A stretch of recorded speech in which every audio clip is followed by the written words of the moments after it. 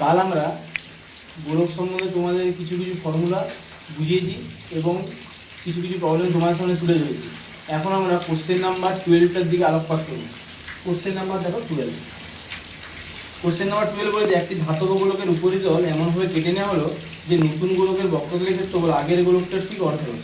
অর্থাৎ ধরো একটা প্রথমে গোলক আছে, এই গোলকটার একটা নির্দিষ্ট ব্যাসার্ধ আছে, R1 ধরে নিচ্ছি ব্যাসার্ধটা, তার উপরিতল একটা কেটে নিচ্ছি। উপরিতল কেটে নেওয়ার পর কেমন হচ্ছে, এই ছবিটা আসছে, তার ব্যাসার্ধটা একটা হচ্ছে ধরছি R2।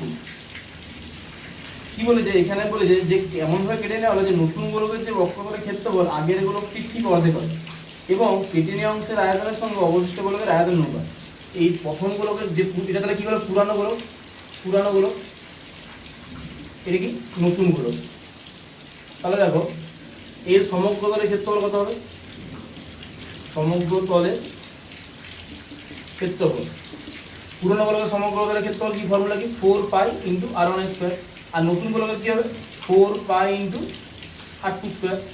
আর এবারে দেখো এদের আয়তন কি হবে, পুরনো গোলকের আয়তন কত, 4/3 পাই R1 এর কিউব, আর নতুন গোলকের আয়তন কত, 4/3 পাই ইন্টু R2 কিউব। তোমাদের প্রশ্ন অনুসারে বলে যে নতুন গোলকের যে বক্রতলের ক্ষেত্রফল আগের গোলকের ঠিক অর্ধেক হবে। অর্থাৎ শর্তানুসারে বা শর্তে যে তোমার যে নতুন গোলকের যে বক্রতলের ক্ষেত্রফল, নতুন গোলকের বক্রতলের ক্ষেত্রফল কত, বক্রতলের ক্ষেত্রফল মানে যে এটা সমগ্রতলের ক্ষেত্রফল, কারণ গোলকের একই তল।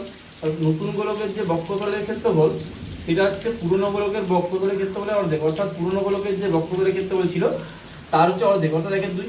4 পাই ক্যান্সেল হয়ে গেল। তাহলে দেখা হচ্ছে R1 square equal to 2 into R2 square. এখান থেকে পাচ্ছি R1 সমান √2 ইন্টু R2। এটা নাম্বার 1 ইকুয়েশন দিলাম। কোশ্চেন দিয়ে তোমাকে যে কেটে নেওয়া অংশের আয়তনের সঙ্গে অবশিষ্ট গোলকের আয়তন অনুপাত। কেটে নেওয়া অংশের আয়তন মানে নতুন যে গোলকের আয়তন, অর্থাৎ 4/3 পাই R2 কিউব, এবং নতুন যে গোলকের আয়তন এবং অবশিষ্ট গোলকের আয়তন। অবশিষ্ট গোলক মানে কি, প্রথমে আয়তনটা কত ছিল, অবশিষ্ট গোলকের আয়তন কত না, অবশিষ্ট গোলকের আয়তন, অবশিষ্ট গোলকের আয়তন প্রথমে আয়তন ছিল 4/3 পাই R1 এর কিউব, তারপরে কেটে নিয়েছি এইটা। তাহলে অবশিষ্ট গোলকের আয়তন কত, 4/3 পাই, দেখো এই দুটো থেকে 4/3 পাই কমন নিচে হচ্ছে R1 এর কিউব মাইনাস R2 কিউব।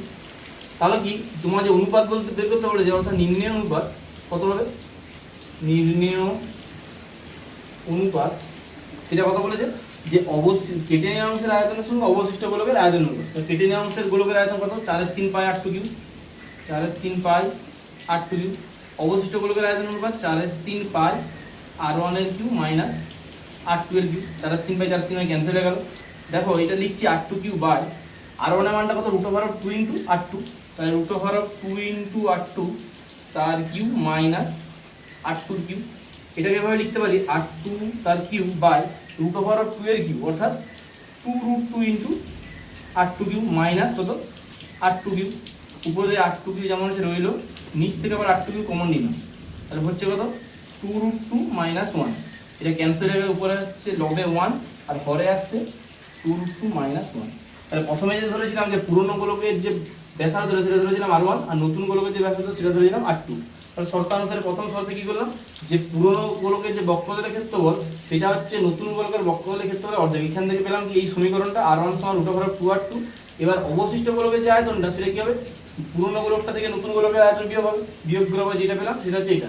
তাহলে নির্ণয় অনুপাতে কি হবে, নতুন গোলকের আয়তনের অনুপাতের সঙ্গে এই অবশিষ্ট গোলকের আয়তন অনুপাত করলে দেখা আসছে 1:2√2 মাইনাস 1। এটা তোমার কি, এটার অ্যান্সার। এবার আমরা কোশ্চেন নাম্বার 14 এর দিকে নজর রাখছি। দেখো 8 সেন্টিমিটার দৈর্ঘ্যের ব্যাসার্ধের একটি নিরেট লোহার গোলককে গলিয়ে 1 সেন্টিমিটার দৈর্ঘ্যের ব্যাসার্ধের কয়টি নিরেট গুলি তৈরি করা যাবে। প্রথমে একটা গোলক ছিল, যে গোলকের হচ্ছে ব্যাসার্ধটা বলেছে 8 সেন্টিমিটার। এখন বলছে এটাকে গোলাবো, গলিয়ে কি করব, 1 সেন্টিমিটার ব্যাসার্ধের কতগুলো গোলক তৈরি করা যাবে। এটা হচ্ছে 1 সেন্টিমিটার। তাহলে কি এই গোলকটাকে গলিয়ে যখন আমি এটা করছি, তাহলে এই গোলকের যে আয়তন হবে এই গোলকের আয়তনের সঙ্গে নিশ্চয়ই সমান হবে না।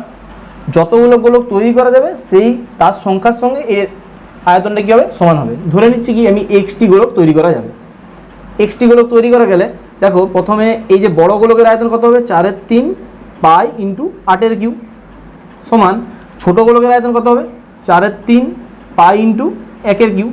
এখন দেখো বড় গোলকটাকে গুলিয়ে আমি ছোট গোলক তৈরি করব, অর্থাৎ বড় গোলকের যে তোমার আয়তন ছিল সেই আয়তনটাকে ছোট ছোট অংশে ভাগ করে আমি কি করছি 1 সেন্টিমিটার দৈর্ঘ্যে 1 সেন্টিমিটার ব্যাসার্ধের কতগুলো গোলক তৈরি করেছি, ধরে নিচ্ছি সেটা এক্সট্রা। তাহলে কি এই বড় গোলকের যে আয়তন ছোট গোলকের আয়তনের সঙ্গে কী হবে, এক্স দিয়ে গুণ হবে। তাহলে 5টি যদি গোলক তৈরি করা যায় তাহলে কী হবে, এর যে আয়তন 5 ইন্টু এবার এইটার সঙ্গে। এখন দেখো 4 3 পাই, 4 3 পাই ক্যান্সেল করে দিলাম। তাহলে এক্স ইকুয়াল টু কত হলো, 8 কিউব। 8 কিউব মানে 8 8 যা 64, 64 8 যা 512। তাহলে এর অ্যান্সারটা কত হলো 512। বোঝা গেছে? আমরা যে শর্ট কোশ্চেন 15 দাগের 1 বলে যে 2r একক দৈর্ঘ্যের ব্যাসার্ধ বিশিষ্ট এক নিরেট গোলকের আয়তন। তাহলে এখানে আমার ব্যাসার্ধটা যে আমরা ছোটো আর জানি সেই ছোটো আরটা বলেছে এখানে ধরো r1 যদি ধরি সেটা হচ্ছে বলেছে কত 2r।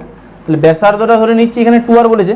তাহলে আয়তনের ফর্মুলা কি, 4 3 পাই ইন্টু r1 কিউব, অর্থাৎ 4 3 পাই ইন্টু 2r কিউব।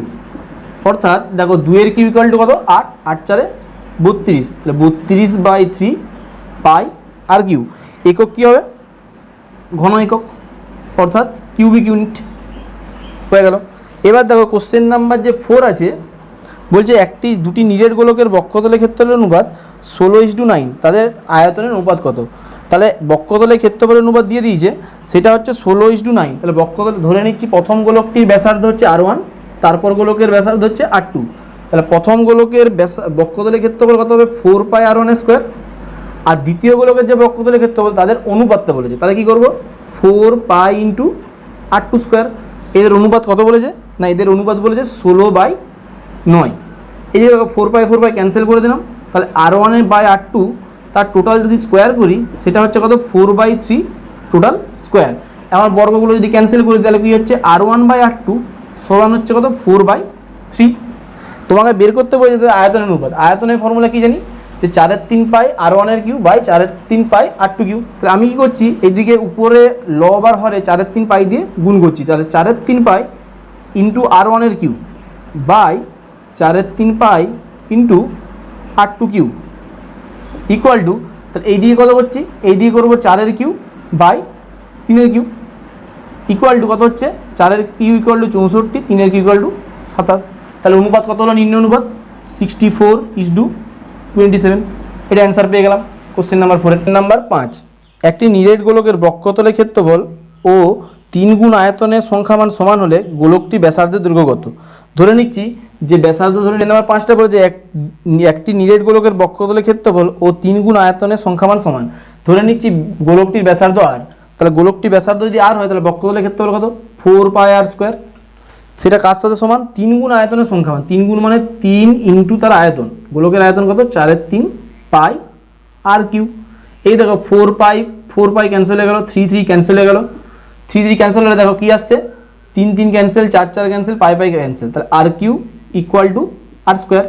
এখন দেখো তাহলে আর ইকুয়াল টু কত হবে 1, কারণ কি আর এর মানটা কোনোদিনও 0 হতে পারে না।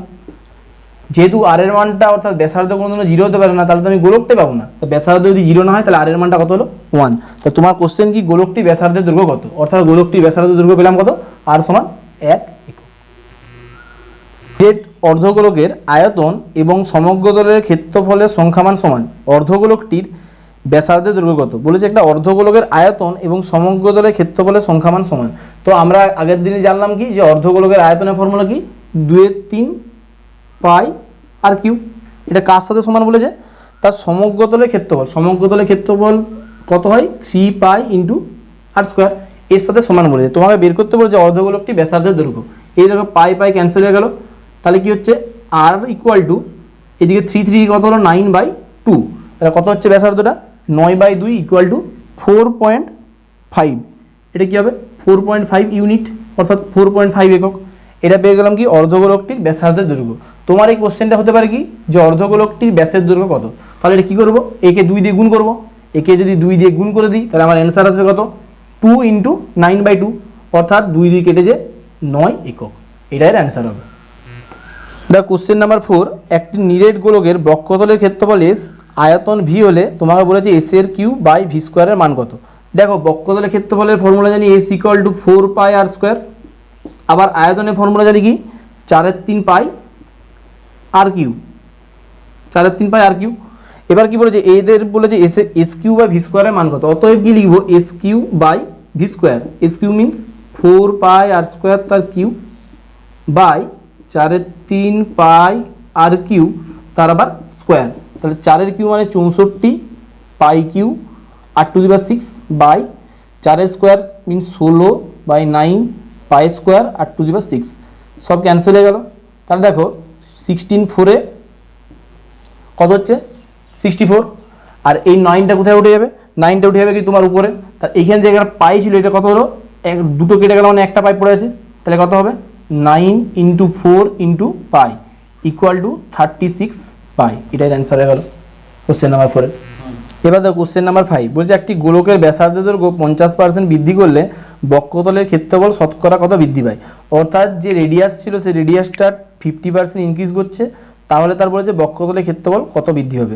ধরে নিচ্ছি প্রথমে যে গোলকটার ব্যাসার্ধ হচ্ছে আর, প্রথমে গোলকটার ব্যাসার্ধ আর, এখন যদি 50% বৃদ্ধি করে তাহলে কী হবে আর প্লাস আর ইন্টু 50/100। কারণ কি গোলকটার ব্যাসার্ধ প্রথমে আর ছিল, সেই আরটাকে আমি 50% বৃদ্ধি করলাম, মানে যে আরটা ছিল তার থেকে 50% বৃদ্ধি, অর্থাৎ আর ইন্টু 50/100। তাহলে এটা হলে কত হচ্ছে 0 0 ক্যান্সেল, 5 2 10 অর্থাৎ 3r/2। তাহলে প্রথমে যে গোলকের যে ব্যাসার্ধ ধরেছিলাম আর, সেটা বৃদ্ধি হয়ে কত হচ্ছে 3r/2। এবারে বলেছে তোমার বক্ষতলের ক্ষেত্রফল শতকরা কত বৃদ্ধি পায়। তাহলে এখানে বক্ষতলের ক্ষেত্রফল কত হবে 4 পাই আর স্কোয়ার, এই ফর্মুলা জানি। এখানে বক্ষতলের ক্ষেত্রফল কত হবে 4 pi r square means 3r/2 তার হোল স্কোয়ার। তাহলে কত হচ্ছে 4 pi into 9r square by 4, 4 4 cancel, তাহলে 9 পাই আর স্কোয়ার। তাহলে দেখো প্রথমে বক্ষতলের ক্ষেত্রফল যেটা 4 পাই আর স্কোয়ার, এখন বক্ষতলের ক্ষেত্রফল হচ্ছে 9 পাই আর স্কোয়ার। তোমাকে বলছে বক্ষতলের ক্ষেত্রফল শতকরা কত বৃদ্ধি পায়। তাহলে অ্যাকচুয়ালি বৃদ্ধি কত পেয়েছে 9 পাই আর স্কোয়ার, এখন পরিণত হয়েছে, আগে কত ছিল 4 পাই আর স্কোয়ার। তাই দুটোকে বিয়োগ করলে কত বৃদ্ধি পেয়েছে বের করতে পারবো, দুটো বৃদ্ধি বিয়োগ করলে হচ্ছে 5 বাই আর স্কোয়ার। এখন তোমার কোশ্চেন শতকরা কত পার্সেন্ট বৃদ্ধি পেয়েছে। তাহলে দেখো প্রথমে আমার বক্ষতলের ক্ষেত্রফল ছিল কত 4 পাই আর স্কোয়ার, এখন বৃদ্ধি পেয়ে কত হয়েছে 5 বাই আর স্কোয়ার। কি বলছি শতকরা বৃদ্ধি কী বের করবো, যতটা তোমার বৃদ্ধি বা প্রথমে ছিল সেটা লিখলাম 4 পাই আর স্কোয়ারটা হরে, যতটা বৃদ্ধি পেয়েছে সেটা লিখবো লবে, তাকে শতকরা করবো মানে কি তাকে কত দ্বিগুণ করবো 100 দ্বিগুণ করতে হবে, তাহলে কী করবো 100%। অর্থাৎ দেখো পাই আর স্কোয়ার ক্যান্সেল, 4 2 5 কত হচ্ছে 125%। তাহলে আমার বক্ষতলের ক্ষেত্রফল শতকরা কত বৃদ্ধি পেল 125%। এবার একটা বলে যেতে কোশ্চেন কি হোমওয়ার্ক তোমাদের দেবো, যে কোশ্চেনটা সেটা হচ্ছে R1 R2 R3, R1 R2 ও R3 ব্যাসার্ধের 3টি গোলক আছে। সেই গোলকটিকে তোমাদের কি করছে, গোলকটি নিয়ে একটি বড় গোলক তৈরি করা হচ্ছে, অর্থাৎ 3টি গোলকের আয়তন প্রথমে মিক্সড করে একটা বড় গোলক তৈরি করা হচ্ছে। বলে যে প্রমাণ করতে যে নতুন যে গোলকটি হবে তার আয়তন হবে কি R1 এর cube plus R2 cube plus R3 cube তার আবার হোল টু দি পাওয়ার 1/3। তাহলে কি করছি বলছে কি তোমার কোশ্চেনটা, যে একটি গোলকের যদি ব্যাসার্ধ R1 আর একটা গোলকের ব্যাসার্ধ R2 আর একটা গোলকের ব্যাসার্ধ R3 হয়, তাহলে কি নতুন যে গোলকের যে আয়তন সেটা কি R1 এর cube plus R2 cube plus R3 cube whole to the power 1/3 হবে। এই কোশ্চেনটা কি আছে সত্য না মিথ্যা, অর্থাৎ ট্রু অর ফলস। তোমরা এটা কি করবে প্রবেশদ্বার চ্যানেলে কমেন্ট বক্সে তোমরা এটা অ্যান্সারটা দেবে। এই তোমাদের এই গোলক যে চ্যাপ্টারটা আমি শুরু করেছিলাম এই চ্যাপ্টারটা এখানে সমাপ্তি হলো।